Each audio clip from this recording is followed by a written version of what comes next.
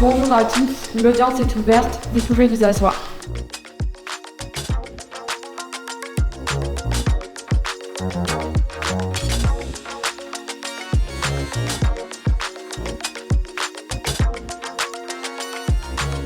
Le procès cyborg, c'est un procès fictif qui a été imaginé par des professeurs de droit.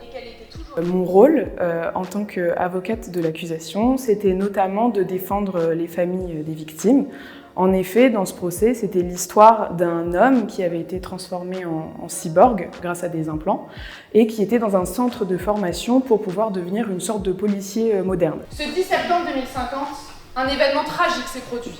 La mort brutale de 2 parents, victimes d'un acte d'une extrême violence. Pouvez-vous vous imaginer, mesdames et messieurs, ne plus vous sentir maître de votre propre corps, un étranger au sein de son propre système?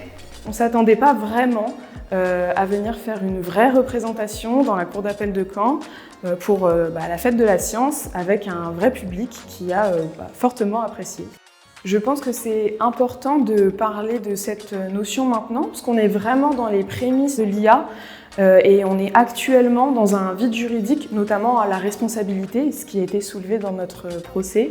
Ça permet du coup de voir comment on pourrait limiter ce vide juridique, mais également d'appréhender les différents conflits qui pourront se poser.